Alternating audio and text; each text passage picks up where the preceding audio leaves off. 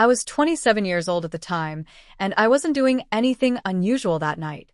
It was New Year's Eve, and I was completely alone by choice. I lived in a small rental house on the edge of a quiet town in northern Michigan. Nothing fancy. One floor. Surrounded by trees. The kind of place where nothing ever really happened. I had lived there for almost a year, without a single problem. No strange neighbors. No break-ins. No bad history that I knew of. That day had been normal from start to finish. I worked a short shift at a local warehouse, came home before sunset, and stopped at a grocery store on the way back. The cashier wished me a happy new year. I remember thinking how calm everything felt compared to previous years. No parties. No noise. Just quiet. I didn't feel lonely. I felt relieved. By 9 p.m., I had already locked the doors, closed the curtains, and turned on the TV. Outside, the wind was light, and snow was falling slowly. The kind of night where sound travels far, but nothing moves. I remember checking my phone and seeing messages from friends asking where I was. I told them I was staying in, that I wanted a quiet night, that I'd see them next year. It felt like the right decision. Around 10:30 p.m., I did something I never normally did. I checked the back door. It wasn't because I heard anything. There was no noise. No reason at all. I just stood up from the couch and walked down the short hallway to the kitchen. I made sure the lock was set. I even tugged the handle once, just to be sure. Everything was fine. I went back to the living room and sat down again. The TV volume was low. The house felt still. Too still, maybe, but I didn't think much of it at the time. When you're alone long enough, silence starts to feel heavier than it should. At 11:17 p.m., my phone buzzed again. Another message. But I didn't answer it right away because that's when I noticed something small. Something easy to ignore. Something that didn't make sense, but not enough to scare me yet. The hallway light was on. I was sure I had turned it off earlier. I always did. I hated wasting electricity, and I especially hated bright lights when I was trying to relax. I sat there for a few seconds, staring at the light spilling into the living room. I told myself I must have forgotten. Still, I didn't get up right away. Then I heard it. Not a sound exactly. More like movement. A slow, careful shift of weight. Somewhere deeper in the house. And in that moment, right before midnight, I realized something that made my stomach tighten. I wasn't certain anymore that I was alone. The house wasn't big. It had 2 bedrooms, 1 bathroom, and a narrow hallway that connected everything together. The living room and kitchen were basically one space, separated only by a small counter. From the couch, I could see straight down the hallway to the bedroom doors. That layout had always made the place feel open, but that night it made the darkness feel closer. It was just before midnight on New Year's Eve. Outside, the temperature was below freezing, and the snow had started to stick to the ground. Every now and then, I could hear distant fireworks from town, muffled by the trees. They sounded far away, like they were happening somewhere else entirely. Out where I lived, there were no streetlights. When the lights inside were off, the house disappeared into the dark. I had moved there after taking a job at the warehouse about 20 minutes away. It was cheap, quiet, and close enough to work. I didn't know my neighbors well. Most of them were older couples, or people who kept to themselves. That was part of why I liked it. No noise. No drama. That night, I stayed home because I had worked early the next morning. My parents lived in another state, and my closest friends were either out of town or planning to drink. I didn't want to deal with the roads or the crowds. I just wanted to get through the night and start the new year rested. Earlier in the evening, I had talked to my sister on the phone. She joked about me being boring and told me to text her when the ball dropped. Other than that, I hadn't spoken to anyone. No one was supposed to come by. No one had a reason to. Before sitting down, I had done my usual routine. I locked the front and back doors, checked the windows, and pulled the curtain shut. The house creaked a little as it cooled, which was normal. It always did that in the winter. At the time, none of it felt strange. I had a blanket on the couch and a frozen pizza in the oven earlier. The TV was on a local channel showing New Year's coverage. I wasn't really watching. It was more for background noise than anything else. The quiet felt less heavy with voices filling the room. Everything about that night was ordinary. That's what made it easy to let my guard down. I had no pets. No roommates. No reason to expect anyone else inside the house. The doors stayed locked. The windows stayed shut. And as far as I knew, I was the only person there, waiting for the year to end. At least, that's what I believed at the time. After noticing the hallway light was on, I stayed where I was. I didn't jump up or panic.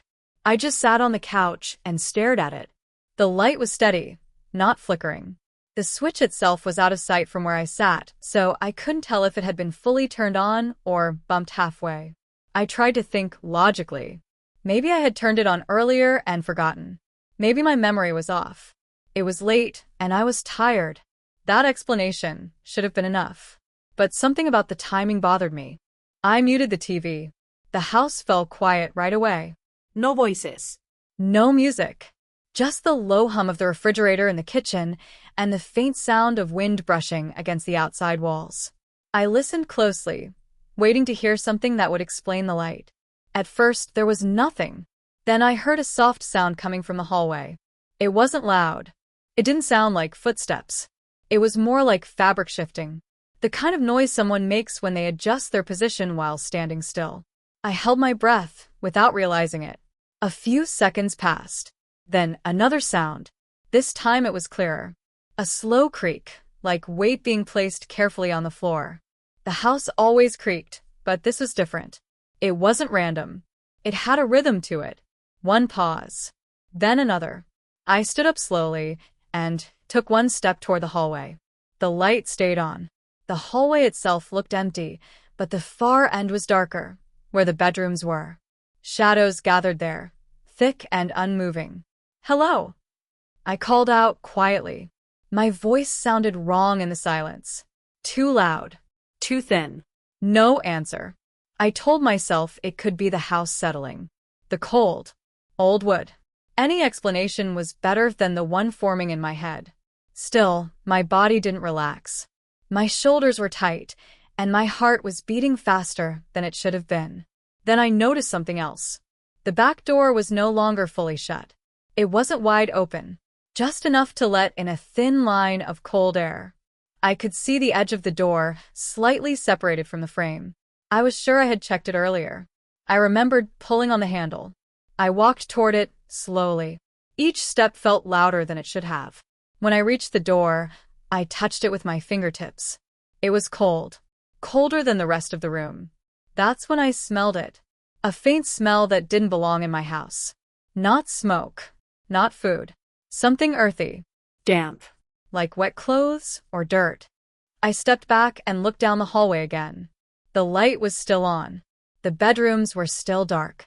That feeling settled in fully then. The one you get when logic stops working. The feeling that something was wrong, and had been wrong for a while. I closed the back door slowly, and turned the lock until I heard it click. The sound felt too loud in the quiet house.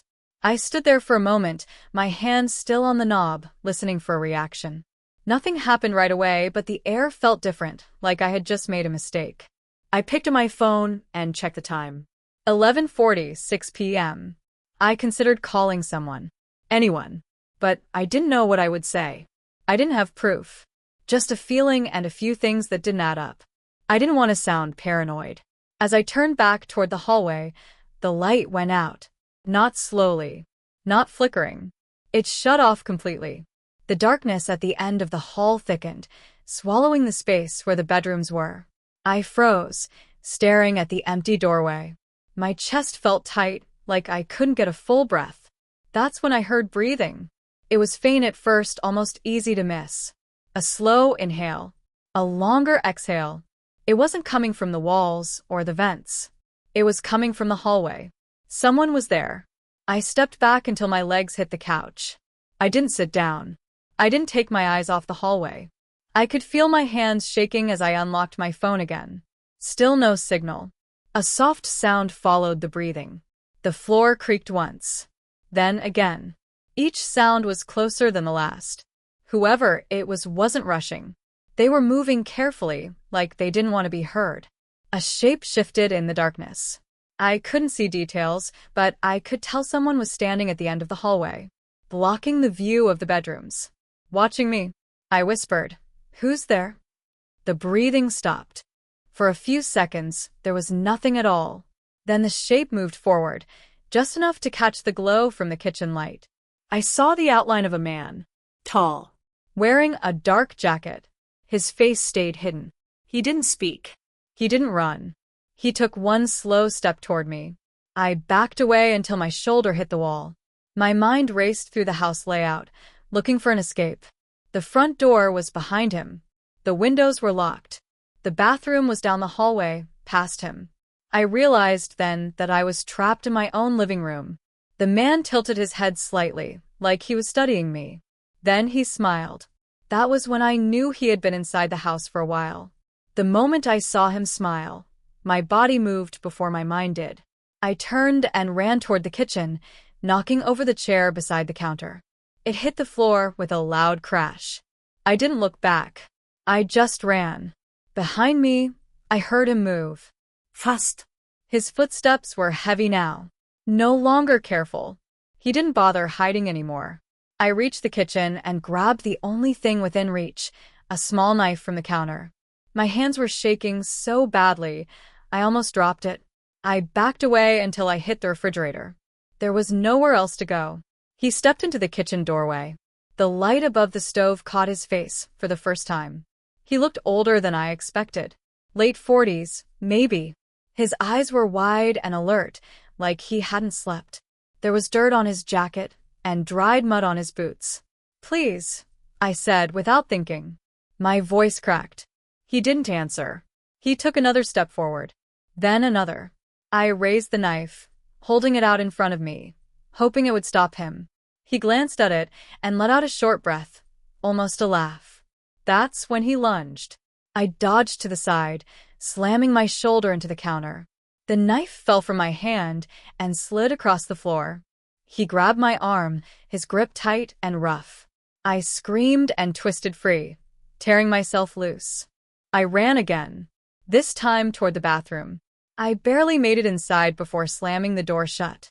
I locked it and threw my weight against it just as he hit it from the other side. The door shook. The frame groaned. I scrambled to my feet and climbed into the bathtub, pulling the shower curtain closed like it could somehow hide me. I pressed myself against the wall, covering my mouth to keep from making noise. He pounded on the door again. Once. Twice. Then the handle rattled violently. I heard his breathing through the door. Loud. Close. I dialed 911 with shaking fingers and put the phone to my ear. No signal. Nothing. The pounding stopped.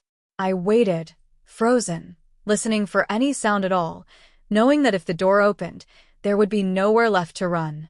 The pounding had stopped, but the fear didn't leave me. I stayed pressed in the bathtub, barely breathing, trying to make sense of what just happened.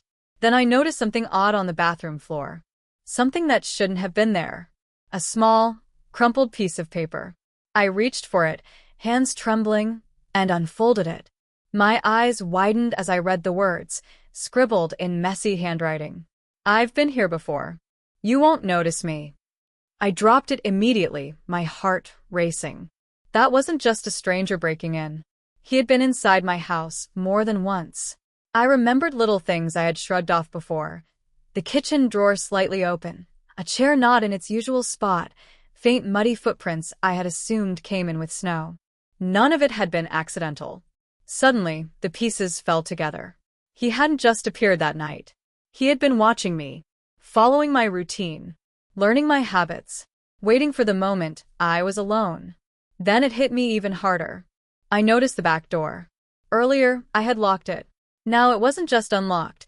It had scratches along the frame, fresh and rough, like someone had been forcing it. Open for weeks. Someone had been living in my house, hiding in the shadows, moving silently, without me ever noticing. The realization made my stomach turn. The man in the hallway wasn't random. He had studied me. Planned this. And somehow he knew exactly how I would react. I thought about the brief glimpse I got when he smiled. It wasn't a friendly smile. It was calculating. Proud. He had been inside my home before I even realized. Every creak, every normal noise that night wasn't the house settling, it was him. I backed away from the bathtub, feeling trapped in a space I had always considered safe. My own house, my sanctuary, had been violated repeatedly. The idea that I might have been sharing the space with a stranger for days, maybe weeks, was unbearable. Then I noticed another detail. On the counter, near the fallen knife, there was a small, almost invisible key. I picked it up and recognized it instantly. It belonged to my bedroom drawer, the one where I kept my valuables. The lock was broken. He had taken it before. Taken things I didn't even realize were missing. I sank back against the wall, my mind spinning. Everything I had thought was normal that night, the light turning on, the footsteps, the soft sounds, wasn't random. It was him, always there, watching, waiting. And the most terrifying part? I still didn't know how long he had been inside my house without me knowing. At that moment, the phone buzzed. A message. Not from a friend. Not from my sister. It was blank. I realized then that he could still be here, even now. Even though I was alive, I wasn't safe. Not really. I don't remember how long I stayed in the bathroom after that. Time stopped feeling real. I sat on the floor with my knees pulled to my chest, listening to every sound the house made. The heater kicked on once, and I almost screamed. I didn't hear the man again, but that somehow felt worse. Eventually, I heard sirens in the distance. Then closer. Red and blue lights flashed through the bathroom window. Someone shouted outside. Another voice answered. I stayed where I was until a police officer knocked on the door and told me it was safe to come out. They searched the house room by room. Closets. Cabinets. The crawl space under the house. They didn't find him. What they did find was worse. In the spare bedroom, they found a sleeping bag pushed against the wall. Empty food wrappers. A flashlight. A phone charger plugged into the outlet. The officer told me it looked like someone had been staying there for a while. How long? I asked. He didn't answer right away. We can't be sure, he said finally. They took my statement. I spent the rest of the night sitting in the back of a patrol car, wrapped in a blanket, watching strangers walk through my house. When the sun came up, it didn't feel comforting. It just showed me everything clearly. The marks on the floor. The disturbed furniture. The places he could have hidden. I stayed with my sister for weeks after that. I never went back to that house alone. Eventually, I moved out completely. I changed my number. I changed my routine. I tried to forget. But some things don't let you forget. A month later, the police called me. They told me they had no suspects. No fingerprints. No clear trail. They said it was possible the man had been watching more than one house in the area. They said I was lucky. That word stuck with me. Lucky. Because sometimes, late at night, I still think about the things I didn't notice before that night. The times I felt tired for no reason. The nights I thought I heard movement and ignored it. The feeling of being watched that I brushed off as anxiety. I think about how close he stood in that hallway. How calm he was. How familiar he seemed in a place that was supposed to be mine. Every New Year's Eve since then, I stay awake until morning. I check every door, every window, every room, more than once. And even now, in a different house, in a different town, there are moments when something feels off. A light left on. A sound that doesn't fit. And I always ask myself the same question. What if he didn't leave that night? What if he just learned to be quieter? Because the scariest part isn't knowing someone broke into my house. It's knowing how long he was there before I noticed. After the police left, the house felt wrong in a way I can't fully explain. It wasn't just empty. It felt exposed. Like every wall had failed at its job. Like every shadow now had a reason to exist. I stayed one more night, but I didn't sleep. I sat on the couch with all the lights on, my back against the wall, watching the hallway until sunrise. Every sound made my muscles tighten. The house made the same normal noises it always had, but now each one felt deliberate. Like it was testing me. In the morning, I packed a bag and left. I told myself it was temporary. Just until I calmed down. Just until the fear faded. But it didn't. Days passed, then weeks, and I still couldn't bring myself to go back alone. When I finally returned with my sister to grab the rest of my things, I noticed more details I wished I hadn't. Small things. A vent cover in the hallway that was loose. Scratches on the inside of the bedroom closet door. A footprint on the insulation inside the crawl space. The police had missed those. Or maybe they hadn't wanted to tell me. I asked again if they had any updates. They didn't. No suspects. No arrests. No reports that matched the man's description. They said it was possible he was homeless. Or transient. Or passing through. That scared me more than any other explanation. Because it meant he could be anywhere. I moved to a different town. Different house. Different routine. I stopped sitting with my back to doors. I stopped using headphones at home. I stopped sleeping deeply. Every habit I had before changed, without me meaning to, and still, the feeling followed me. Sometimes I wake up at night convinced someone is standing in my room. Other times, I find a light on that I swear I turned off. Once, I found my front door unlocked in the morning and stood there for a long time, trying to remember if I had made a mistake. I never find proof. Just doubt. The police told me to move on. To be grateful. To focus on the fact that I survived. But survival doesn't mean the danger is gone. It just means it paused. What haunts me most is how normal everything felt before it happened. How safe I thought I was. How easy it was for someone to be there, without me knowing. Eating. Watching. Waiting. I think about the note sometimes. You won't notice me. He was right. I didn't. And that's what still scares me. Because if someone can live in your space without you realizing it, then how can you ever be sure you're alone again? Every New Year's Eve, when the house is quiet and the world outside is distracted, I feel that fear come back. I don't celebrate. I don't sleep. I just listen. And even now, years later, there are moments when I feel it again. That same tightness in my chest. That same instinct to check a door I already checked. Because somewhere out there is a man who knows how to disappear inside a place that isn't his. And I still don't know if the night he ran from my bathroom was the last time he watched me. Or just the last time I caught him.